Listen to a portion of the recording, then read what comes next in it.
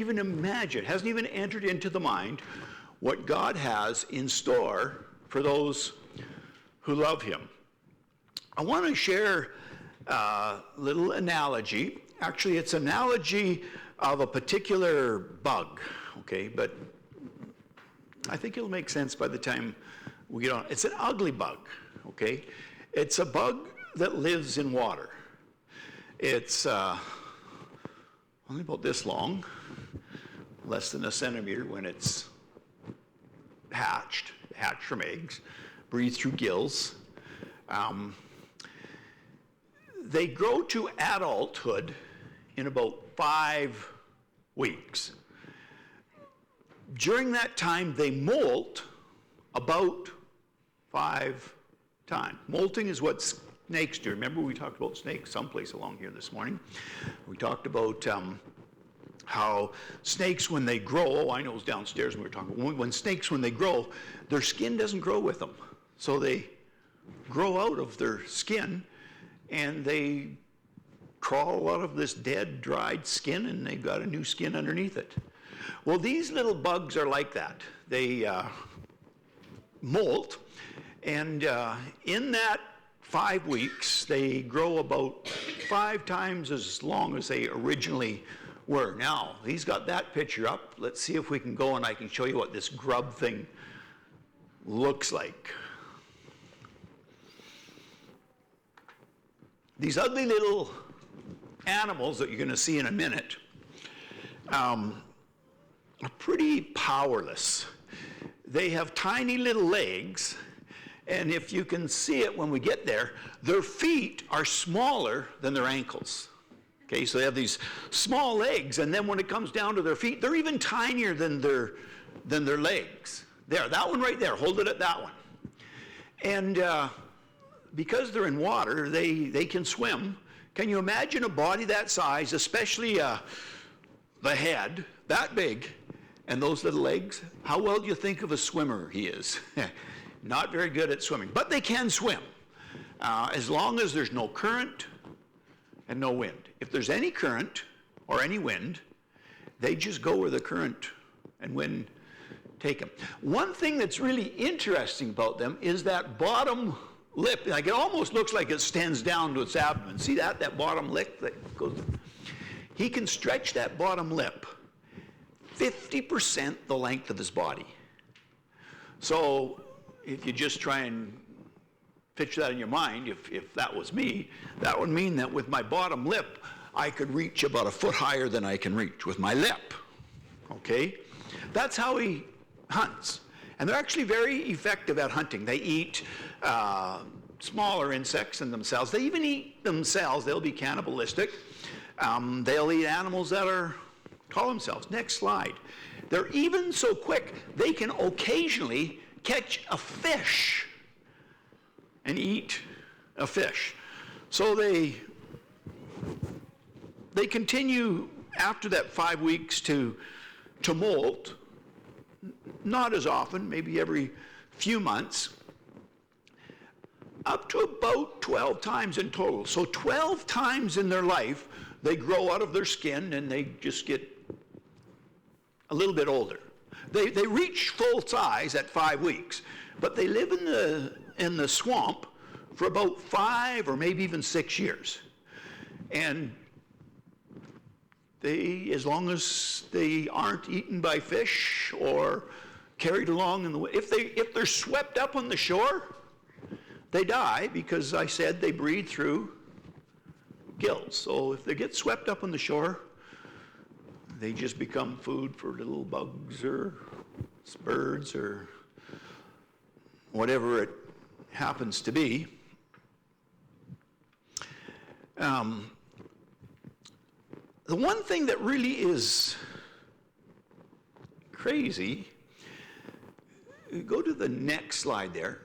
When they get, you'll see that's over 5 weeks, and then they reach it. Now let's go to the next slide after that. When they reach 6 years or 5 years, someplace, it seems like they go senile, okay? I think maybe I went senile.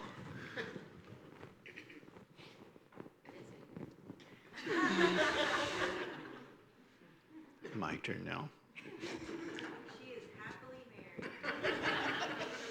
And if you don't believe it, just ask my wife. I think I went senile because I had 3 jobs. And I quit the only one that had a paycheck. Doesn't that seem like senility to you?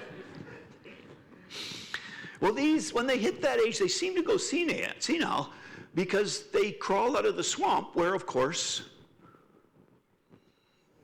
they can't die, they can't live, because when they crawl out of the swamp, they breathe through gills, and that means that they can't live, or at least that would appear. But in spite of that, it just seems to be something that God implanted in them. They live there for can you imagine living inside a swamp and not being able to control where you went this afternoon just because if the wind comes up, you're going to go where the wind wants to take you? Well, eventually they hit old enough, next slide, and somehow they decide it's time to crawl out of the swamp. And they do that up on a leaf or maybe on a stem, sometimes on a rock, perhaps. In fact, if we go to the next picture is an actual picture of a photographer who was into insects. His name was Cliff Beaton, and on May 13th, 2004, he was at a place called Buck Creek, not Alberta, North Carolina. At 11:44, so 11:45, he sees this thing crawling out of the swamp, and he's a photographer, and so he starts taking pictures. His pictures are time-stamped, so I can tell you exactly when they are. This is when this grub crawled out of the swamp. You can see kind of an ugly looking critter. 12 minutes after he crawled out of the swamp, he looked like this. That's after he's been out of the swamp for 12 minutes. And it's hard to see, but if you could look real close, his skin is starting to crack. And he's apparently molting again for the 12th or 13th or 14th time in his life. Let's go to the next slide. You watch, and he begins to crawl out of his skin, looking slightly different. His eyes are bigger. And he's got these white things. As soon as he starts to crawl out, you can see these, you see the white strings?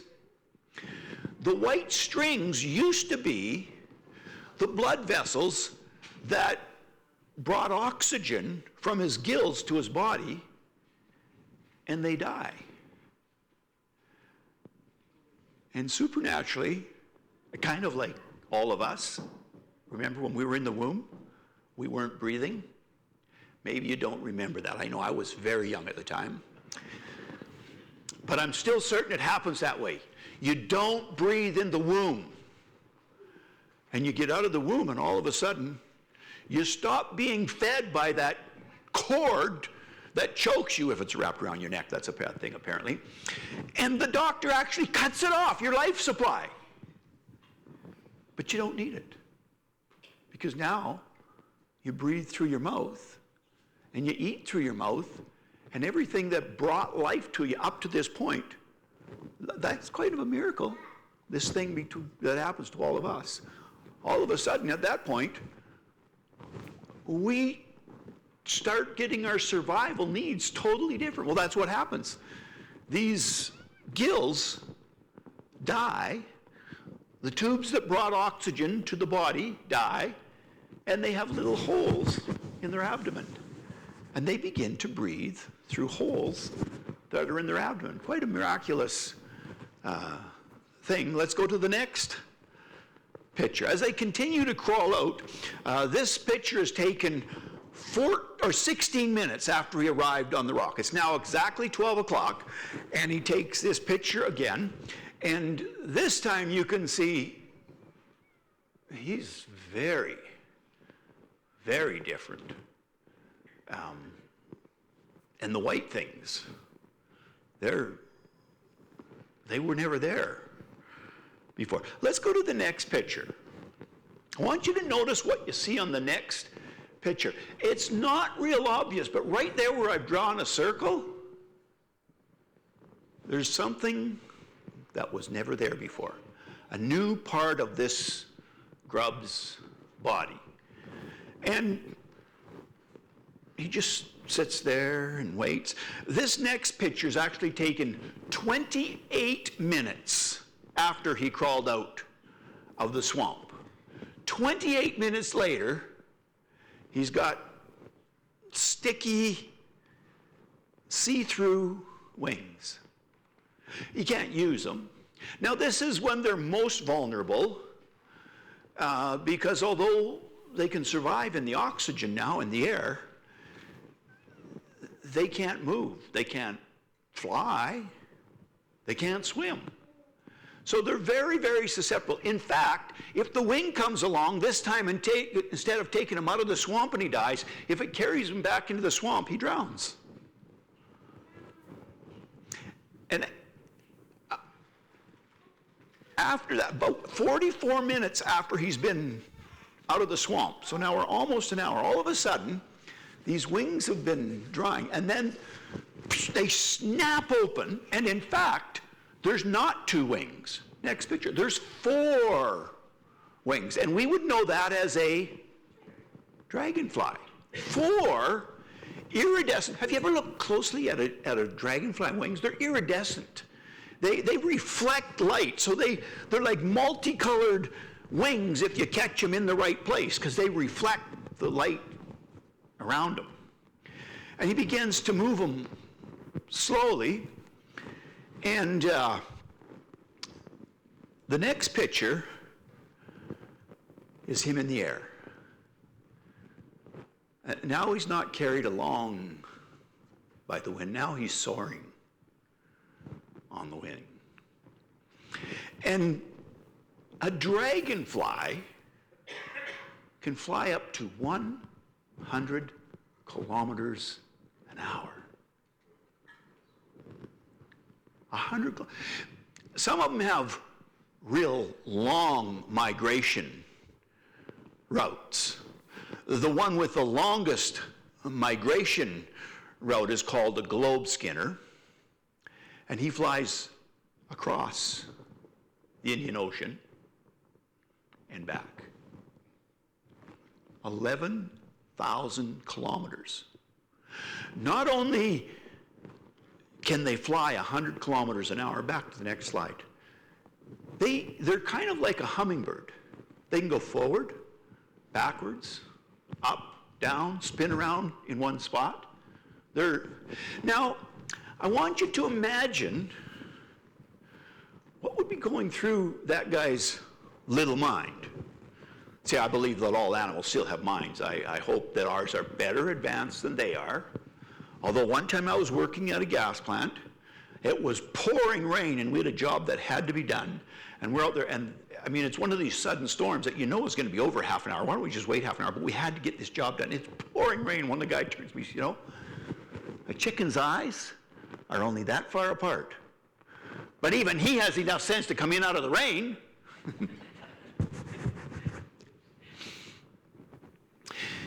Can you imagine what would be going through a dragonfly's mind as he soars, and he's no longer stuck barely being able to move, and if there's no current, he can move a little bit, and he sees the same drab colors in the same drab swamp that he's seen for 5 drab years, and all of a sudden he's flying 100 kilometers an hour, and he can go as high as he wants, and he can look over vast areas at once, or he can come down and zip between flowers. Can you imagine what is going through his mind? Do you think it would be possible to say to him, no eye has seen, no ear has heard, no mind has conceived in the swamp the things that will happen in life beyond the swamp.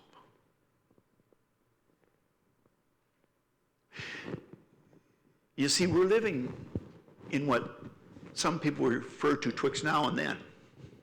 We're living between the fact that sin no longer has power over us.